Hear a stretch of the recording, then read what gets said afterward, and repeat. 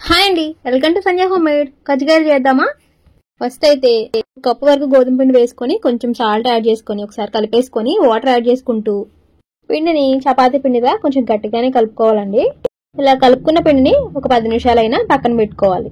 ఈ లోపు స్టఫింగ్ కోసం అని చెప్పి స్టవ్ మీద ఒక ప్యాన్ పెట్టేసుకొని ఒక కప్పు వరకు నువ్వులు యాడ్ చేసుకొని ఇలా దోరగా వేగించేసుకోవాలి. వేగిన తర్వాత వీటిని పక్కకు తీసేసుకొని సేమ్ ప్యాన్ లోకి ఒక గుప్పెడు వరకు ఎండు కొబ్బరి యాడ్ చేసుకున్నాను. ఇది కొంచెం ఫ్రై అయిన తర్వాత ఈ నువ్వుల్ని అలాగే వేపుకున్న ఎండు కొబ్బరిని కలిపి మిక్సీ పట్టేసుకోవాలి. ఇలా పౌడర్లు అయిన తర్వాత ఒక కప్పు వరకు బెల్లం యాడ్ చేసుకొని ఇంకొకసారి మిక్సీ పట్టేసుకోవాలి. మీరు కావాలంటే కొంచెం ఇలాచీ కూడా యాడ్ చేసుకోవచ్చు.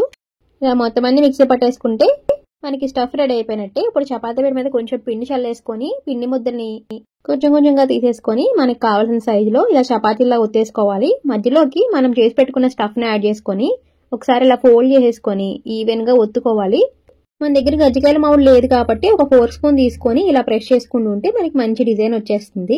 ఇక్కడ డిజైన్ అయితే మీకు నచ్చింది చేసుకోవచ్చు అండి. నేనైతే ఇలా ప్రెస్ చేసుకున్నాను. ఇది కూడా ఒక సైడే. తర్వాత ఆయిల్ వేసేసుకొని బాగా వేడెక్కిన తర్వాత గజ్జికాయలను వేసుకొని ఒకవైపు కంప్లీట్ గా వేగిన తర్వాత రెండో వైపు తిప్పుకోవాలి. గోల్డెన్ బ్రౌన్ కలర్ వచ్చేంత వరకు ఫ్రై చేసుకోవాలి.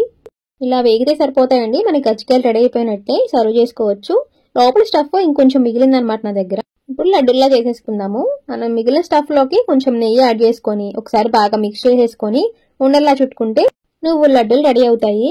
ఇంకెందుకు లేదు, ఈ టేస్టీ గజ్జికాయల్ని మీరు కూడా ట్రై చేసి ఎలా వచ్చినాయో కమెంట్స్ లో షేర్ చేయండి.